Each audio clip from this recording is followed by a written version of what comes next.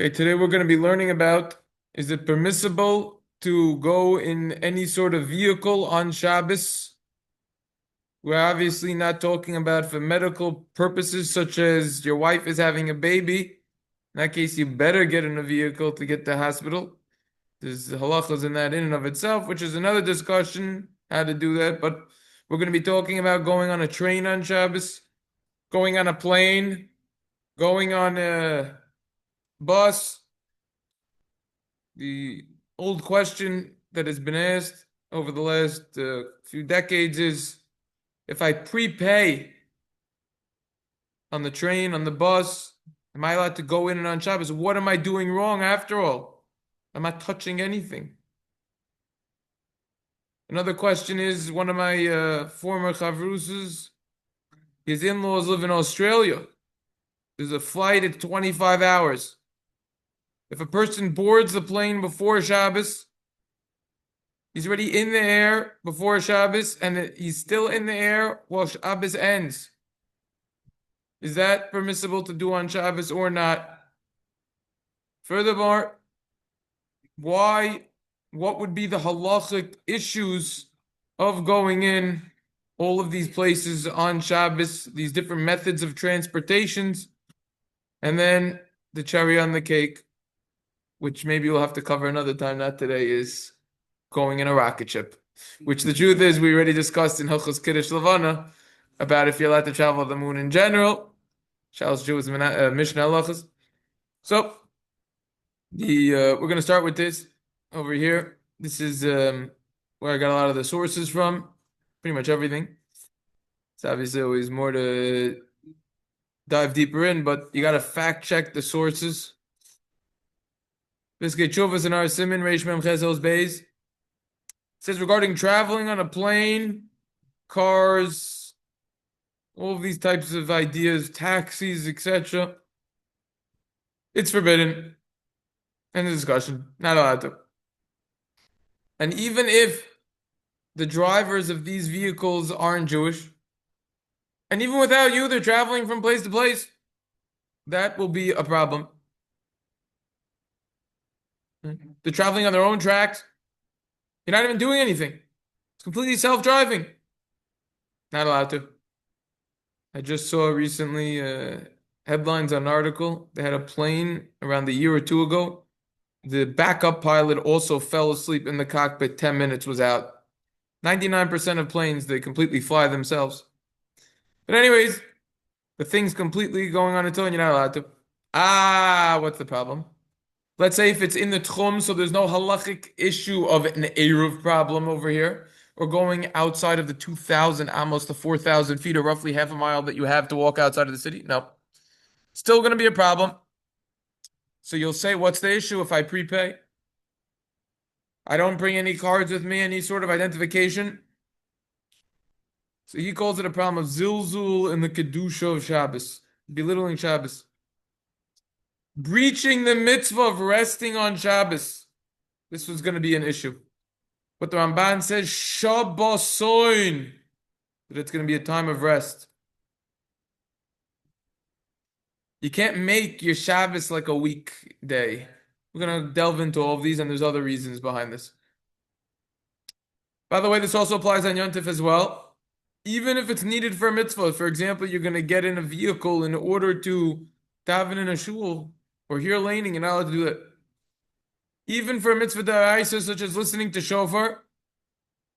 However, in a place where someone is severely sick, so then there's a heter you're allowed to because of amir la'akum, an occasional circumstance based on the ruling of a wise person.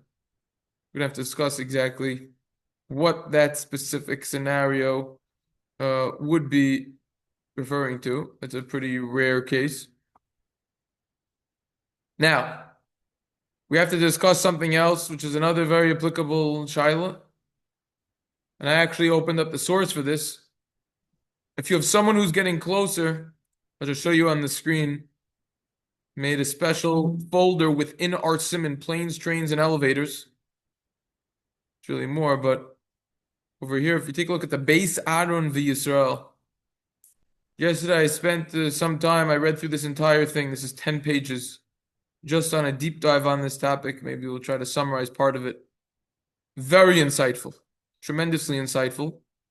The truth is, you have an explicit tshuva from the Tshuvas Van Hagos. He's lenient. We're going to see in certain situations, if someone has family members who aren't religious, and there's no room for them in his house to sleep on Shabbos, and they want to come over on Shabbos for a Suda meal, there are leniencies actually to have them over. We're going to come back to that and what to apply in that case.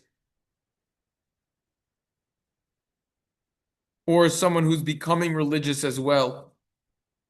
Maybe there could be certain scenarios in which it would be permissible for them to get in these methods of transportation, even on Shabbos.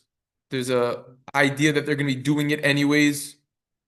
This is a complex area of halacha, and really only someone qualified should be involved with these sorts of shilas, as opposed to just people expressing their opinion, not based on hours worth of research. Furthermore, person should refrain, and this we're not going to focus on today, we're just going to briefly see it over here. Person should refrain from going in so-called, quote, Shabbos elevators on Shabbos. Wow, sounds so Sabbath-like to go in an elevator. We'll come back to the issues of that one. Those elevators, those so-called, quote, Shabbos elevators, there are numerous problems with it. Really, only someone who is very sick or old should be using that, can't walk, etc. Is bound by a wheelchair. That's important. Maybe little kids, someone who's weak, women maybe, pregnant. Wheelchairs are very difficult. I mean, there's guys with canes, and maybe that would be okay. That's including the category of an old person. Usually the guys in their 40s don't have the canes. Okay. Someone who's traveling on a plane and something happened and it got delayed. And because of that, it's Shabbos and the plane landed. If possible, remain on the plane. Usually it's not possible because you get kicked out after being on there for 1 hour, I think. They give you an hour to get off. Then you get kicked out. Yeah, they want you out of there quick. They're cleaning up the plane. Yeah, they're cleaning up. They want you out of there. So, look, if you could try to bribe them, probably won't work. But Shabbos already. How can you bribe them? well, you say after Shabbos, I'll hit you up with a couple $1,000. I'll take care of you over there. You know what I'm saying? The plane's got to go. Plane's got to go. Probably won't let it fly. So, therefore, if they don't let you to do that, then you could go to the terminal and remain there the entire Shabbos without leaving the terminal. They'll never kick you out of a terminal. No. Don't worry. You could stay there all you want with all the people who don't have houses. Okay, so now the idea over here is there's a lot to dissect on this. This is just reading at the top over here without any footnotes. Is a credit card? A credit card itself is muksa on Shabbos. Yes, right? definitely. I have that in writings. Yes. Why can't you get off the plane? What's wrong with getting off the plane? Very good. We're gonna be analyzing. Very good. Any other questions to spark the interest to get the okay, Questions, right? let's go That's through the it. answers. Let's go through it. We gave the answers. Those are the answers. You're not allowed to do it. Okay. Now we're gonna figure out why. Actually, one of the chuvas in here, I forget which one because you can look at all the time that I did this. I did all these in a day or two. Looked at all these chuvas. One of them says, look, first things first, we got to establish you're not allowed to do it. Once we establish you're not allowed to, then we can start going to the whys. Okay. Oh, okay, fine. So, You can't take the train to North Point to what you. yeah, no. Okay. Let's start with the let's just go chronological over here. We're gonna start with Rabbi Moshe Feinstein. Right? These are very brief chuvas. They're part of a longer chuva. Down over here, you want to look the thing up, you can look it up. It's Siman Sadi Vav in Or Chaim in Chela Gimel. Right? He says, look, this shaila isn't applicable because anyone who fears Hashem isn't going in the airplane. Isn't going on an airplane on Shabbos. Right? Ein tchumen lamala me'asoro tvachim.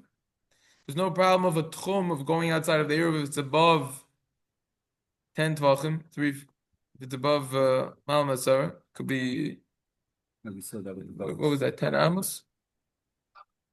10, 10 tefachim? 10 amos, or was it tvachim? Forgot him. Yeah. It's much higher, so there's not a problem of the techum. The problem is the plane will eventually land. So it's a problem. We're going from the no techum to the techum. Right. And also when it left, a lot of the problem is that what he's saying over here is when it lands, So it travels a large distance over there when it's on the runway. Right?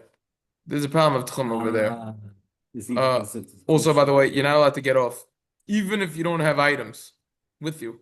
You went itemless. also, how does that work? Let's say if you're on, like we said, you're on the plane and you have Yeah. your carry-on there. That's right. You can't take your carry-on with No, you. it's only going to be a carry-on, not a carry-off. So, yeah. So the idea of over here is that what? You're also traveling more than 12 mil, which is around 12 miles, which according to the Rambam is a problem, even above 10. So you have a problem even when you're airborne over there. Just Seika Daraisa, to doubt on something from the Torah.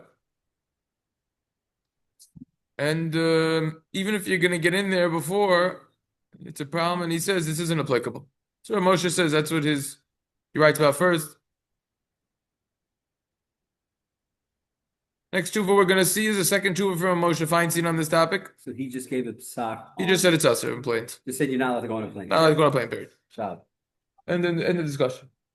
In your day, Rabbi Moshe writes, Chelak Aleph, in Siman Mem Daled, you think he's talking about Hagalas Kalim over here, but he's not. Surprise! In the middle of the tshuva, towards the end, actually the end of the tshuva, he says, "What about going on a bus or a train?" I'll zoom it in so you guys don't need to squint. Thank you. Thank you. Make sure you still got your eyes when you're older so you can learn. What about going on a bus and a train that's going only in the city, so there's no problem of techum? And it's not stopping, the train's going anyways. It has nothing to do with now it's going to stop for a Jew, which you see is a problem. Another issue, if it's going to stop specifically for a Jew, which is a problem already with an Uber or a taxi. Even though Maker Hadin, even though technically speaking, it's not prohibited, if you don't need to pay, they're going to believe you'll pay back. Nevertheless, chos v'shalom lahatir davar kazeh. God forbid to permit something like this, even for mitzvah purpose. There's something called maris ayin. People are going to look at you and think that you are sinning. That's called maris ayin, fellas. We all know. I thought Morris Iron too can be that they think it's okay to do. That's right. No.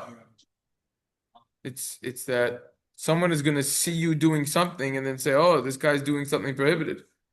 Then they might say, "Oh, if David's doing it and he lives in Borough Park with the nice geschmack beard, then I could do it." Yeah. Yeah. It's not- So it's that's not- why it's a problem for you to go on a Borough Park bus. Yeah, but it's not saying they don't know that it's wrong. It's not they don't know it's wrong, right? It's Yeah, they're gonna say if David could do it, I could do it. I can do it. David, he attends the halacha chabur every single day. He's learning these halachas in depth. He knows more than 99% of Orthodox Jews of halacha. About halacha. David says it's okay. I could do it also. There's a problem in Maris Ayin. Since Ruba de Ruba, most times they're not going to let you travel on a train or a bus without paying. And you know what they're going to say? Oh, David must have paid. Yeah. He must hold that it's permissible. It's just a card. Maybe it's not actual money. It's a card. It's an actual cash. Maybe it's fine. But someone else paid Guess for what? You're over an issue of tiltul muksa. Not to just carry a card. Hoitza. Carrying something. If you wear We it. got a lot of issues over here. We're gonna come back to the wearing, assuming we have time. Everyone in the city. Nice out of town place. Everyone trusts each other. They repay. You don't need to pay on Shabbos. Chos v'shalom lahatir davar mefursam. God forbid to permit them.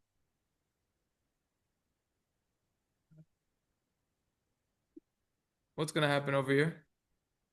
You're gonna start traveling on Shabbos. What's the difference between a weekday and Shabbos? People, most of the time when they travel, it's for work. It's a chilul Hashem gadol, tremendously large desecration of Hashem's name. Then he just proceeds to bring a proof from the Gemara on this. Questions on that? But klal ein lahoiros kula b'milsa d'tamiyah. You can't permit something and a leniency on something that's a wonderment. This is according to my humble opinion. Yeah, So the Rav said, A, we'll get to the, like, if you just, the. We're gonna get to that. Just wear it, etc. got to that. B, there are places, it's like in Miami Beach, where there are trolleys that are free. And everybody knows they're free, Yeah. and, they don't stop. Guess what? You. Everyone doesn't know that Rabbi Moshe says, "Chas v'shalom lahatir." Maybe on the trolley on the side, instead of putting some ad, they should put Rabbi Moshe Feinstein says, "God forbid that this is permissible to go on the trolley on Shabbos." But his reasoning is that because, people pay, etc., they'll think that you No, pay. he said that even in a place when no one is paying. Hello. They should print on the trolley. And even if all the people aren't going to play, God forbid to permit the trolley in Florida. That's what they should put in English. Bold and underlined. Because he says why? Because it's a chil Hashem. Because then what's the difference between during the week and during Shabbos? We're going to see more reasons, though. That's why we're continuing. Yeah, no, I'm just That's why we saying. have another 20 minutes, so I could present more information over here. Yeah, a little bit harsh. Okay. Say a little. Is Rabbi Moshe Feinstein as harsh as saying? Yeah. Right, I mean, this is a desecration of Hashem's name. Shabbos is all about a time of utilizing it for Torah and mitzvahs, day of rest, getting closer to Hashem, being more involved with spiritual pursuits. Maybe it's a nice phone. Take a bus or take a train for nice. This is- that's what I would This hear. is one of the numerous reasons. We're not done yet. I said we're not done, but We're not done. It's a nice phone. Yeah. You shouldn't be doing it. Not questioning. Yeah. According to Rabbi Moshe, With the same. according to Rabbi Moshe Feinstein, the problem is you're gonna start going in all these different methods of transportation. What's the difference between your Shabbos and then during the week? That's according to Rabbi Moshe. But there's more. There's actually a lot more on this. We're gonna go in order over here. This is actually a 10-page tuva. This itself we could spend 2 sessions on. Literally, this is 10 pages, and it's a lot of words. This is written by Rabbi Pinchas Goldschmidt. This particular article, it's in the Koibe's base Aaron Yisrael. Due to the amazing technology of Lotzar Chachma, I was able to find it, and it's like over 100 volumes. This thing it must be some sort of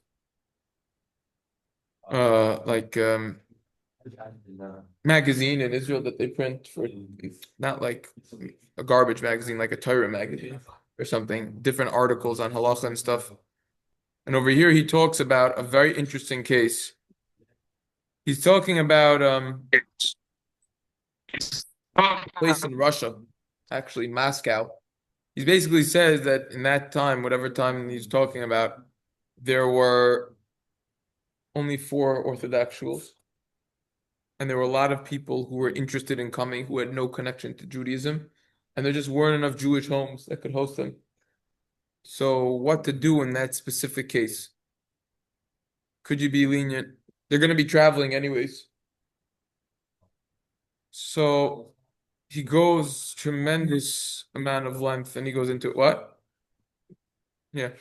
In here, he also discusses the possibility.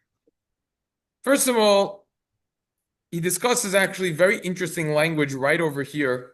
In the beginning, he says, Rabbi Moshe Feinstein, Rabbi Mordechai Tendler, who is one of his grandchildren, actually testifies about something that Rabbi Feinstein said, which is not printed in any of his chuvas in the Shabbos Chuvas Igros Moshe, where in a specific scenario could be permissible. Remember, they're going to be traveling anyways.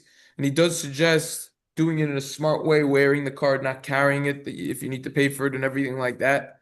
It's not possible to buy 2 places, too expensive. And over here, he quotes the same reasoning, that we just saw under Moshe. You're going to permit all malachas. You're going to start doing this one thing, and then you're going to start doing anything. And No. Before we go to just the end of what he says over here, and I mean, it's a very nice writing. I didn't go through it slowly, but I went through a lot of it. I want to present a fascinating leniency from the Shilos and Chuvas Van Rabbi Moshe Sternbach in the Chelak Aleph over here in Siman Shin Nun Ches. He's discussing over here if you have a child who's a Baal Tshuva, he grew up not religious, his parents still aren't religious. Maybe his in-laws aren't religious either, but they want to come over on Shabbos, and they are definitely going to be driving. So the son says that he's trying to bring his parents closer to Judaism slower, but he's worried that now he's going to cause them to desecrate Shabbos. But on the other hand, they're desecrating Shabbos anyways. They're going to be driving, and he hopes that slowly but surely they're going to come to the straight path and they're going to come to be religious. Well, how does he know that they're going to desecrate Shabbos? Because they're driving. They're driving to come over. They live in a different place. No. Anyways, without Because driving. they're not just sitting at home all Shabbos. They move. They're not religious. They're going to be driving anyways. He invited them Friday night for a meal, and he knows they're going home by car. He's asking, how do we know that they're going to be driving anyways on Shabbos, that they're not going to be coming? Oh, We assume they're not going to be staying home all day. It's boring. watching TV. They're doing. Yeah, they're whatever. They're doing something. It doesn't matter. They're not sitting alone. So he says, "Look, I'm gonna bring them over, and slowly they'll get closer." But now he's worried. Maybe there's an isser over here. You're not allowed to put a stumbling block in front of a blind person. So comes along leniently, Rabbi Sternbach, and he says over here that the yesod of the isser, the foundation of this prohibition of lifnei iver, putting a stumbling block in front of a blind person, is similar to literally you see someone blind, he's walking, and then you put something in front of him, and he trips and falls on his face. However, if the fellow's intention over here is only for his benefit and the benefit of his parents, that's not called that you're putting a stumbling block in front of them. That would be more akin to a surgeon or a doctor who is performing a surgery, and in the interim, the patient's going to get wounded. When they take out a cavity and they drill into your tooth, that hurts, but it's only a mean to get to the end. That's what the dentist is doing. That's not called that you're wounding your friend. So too over here. The intention of the child isn't to cause bad to the parents or to advise them negatively, give them advice that is improper. Rather, he just anticipates and hopes that he will cause them to go on the right path. There's desecrating Shabbos.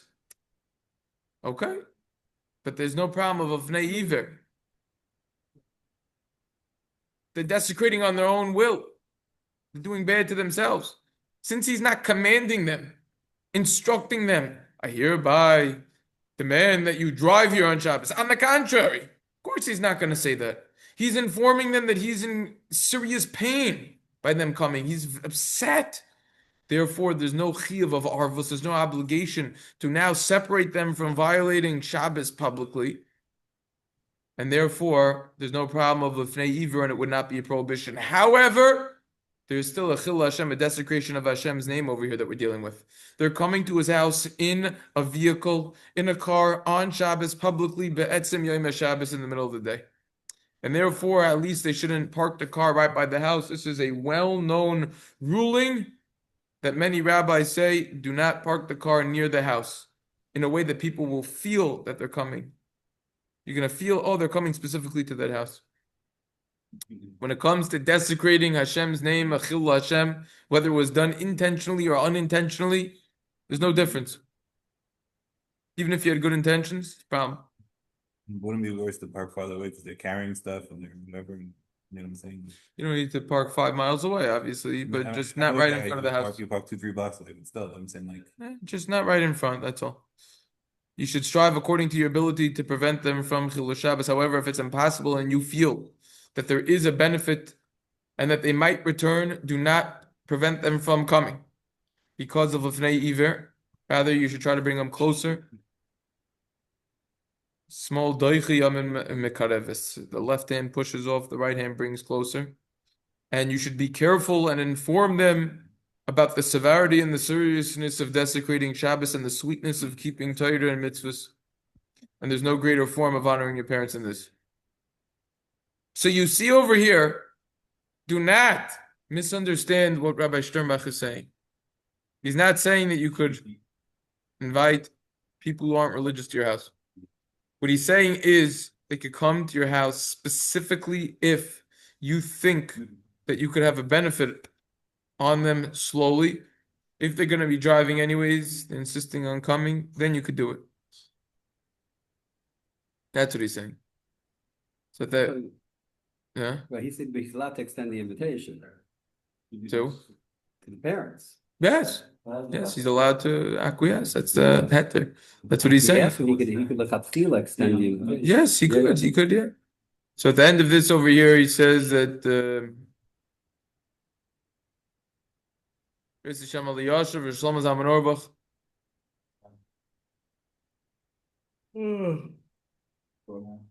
regarding this question, he says these two prophets prophesied the same style. They didn't like the traveling on Shabbos, on Yontif. However, there wouldn't be an obligation to rebuke those who are needing to travel. Remember, they're coming to get closer to Torah. You should tell them not to carry on Shabbos. Do it in the right way. You can invite them even if they know that they're going to travel on Shabbos to get there. Mayor Soloveitchik, Moshe Sternbach, he quotes over here. He quotes this tshuva in here, somewhere in this 10 pages. I saw it. That's what he says. He quotes that Moshe Sternbach. That's the big sack over there. So those are the leniencies with inviting them. We have a lot of other potential issues that could come up. See, we're running out of time. I'll be here to go through all of these. I think the Shaga HaMeir was short and informative, if I'm not mistaken. Yeah.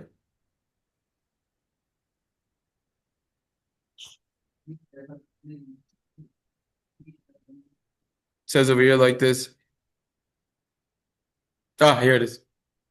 First and foremost, we have to establish you're not allowed to travel in a vehicle on Shabbos. Now, once we establish that it's pashut, it's obvious, without a doubt, bli shum safek, now we can start coming on to some reasons and everything. So he starts with pointing out that we learned one of the reasons why you're not allowed to travel on a ship on Shabbos, if it's leaving within 3 days of Shabbos and you're not going for a mitzvah, is the reasoning of the Riv. You might come to get seasick. With the salt, with the waves, you might come to get seasick. Maybe on a plane you won't get sick. No, on the contrary. Please bear with us. We are going to be experiencing some turbulence. Around 7 minutes later, you hear around 8 people throwing up. All right, so you see that the fact of the matter is that there is turbulence. People do get sick. When you get sick and vomit, that's going to take away from your oneg Shabbos. That is another reason that's very easy for people not to think about when it comes to traveling in a train, bus, planes. People get sick all the time. All the time, people throw up. It says people puke. It moves. So that is another issue that we're talking about over here. The Chasam Sofer already writes about traveling in a train.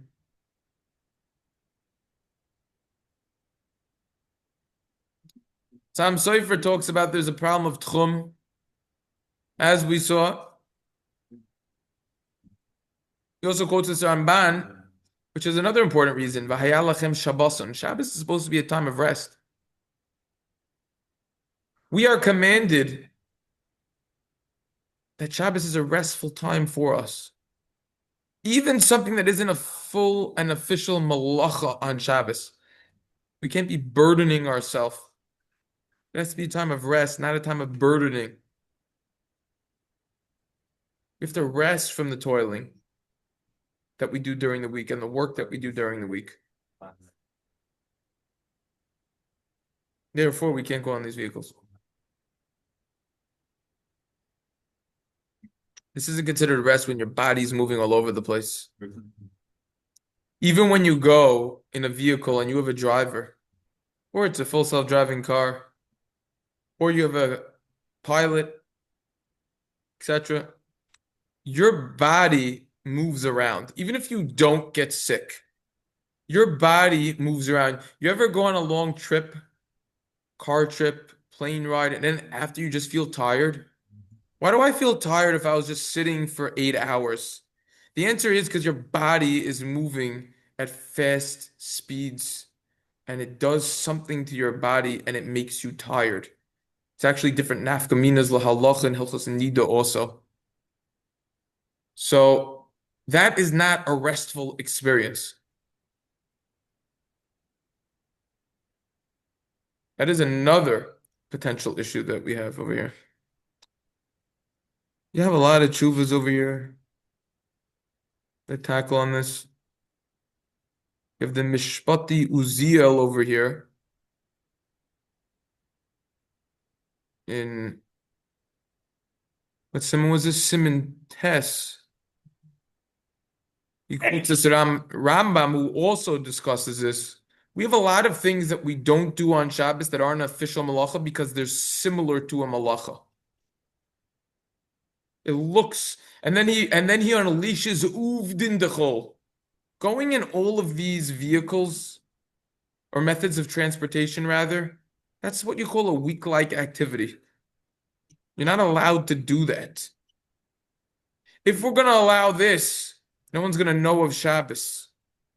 Like Rabbi Moshe Feinstein was saying. People are going to come to permit all other sorts of actual malachas on Shabbos, and they might inadvertently transgress them while they're in these methods of transportation. It's another issue. The Sitz Eliezer, from what I remember, also has a 10-page tshuva on this. He has a lot of points over here. He starts off by going through, in short, as he calls it, our sugya over here about Haflaga Safina going on a ship. Ascending, going from the terminal to the plane on Shabbos would certainly be prohibited. He has a lot of other points in here that he says. At the end of the tshuva, he says it's also to travel on Shabbos, even if someone who isn't Jewish is driving. Doesn't matter if you're in the techum or not, in the city or not. Even Yontif, even in the techum. Number one, you might go out of the techum. Number two, Uvden dechol, like we just saw, week-like activity. And number three, Shami Yasaki and Mana. We didn't think about that until now. Let's say something breaks on the vehicle. Now you're over an additional isra of fixing it, like we learned 2 sessions ago when we were talking about why it's a problem to travel on a bike or a scooter on Shabbos. Skates might break, you might come to fix it. It's another prohibition. So I don't know if anyone's been keeping track of how many reasons we have for this prohibition, but I know I did because I typed this up in a Word document. Just a brief summary. I might have even missed a few, but it's a lot of reasons, let me tell you. So What's the Yeah. stage of that you keep on? that we keep missing over? That's where all of these sources came from. I think those were all the sources that over here, here's the Piskei Tshuva in the footnote over here.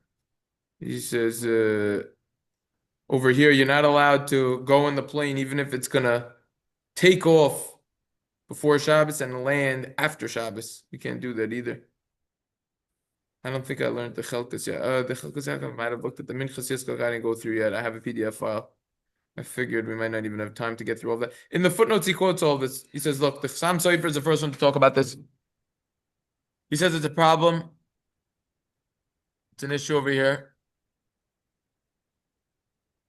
Quotes the Ramban, we already saw that the Mahdi Asad also discussed. I had a tshuva on that.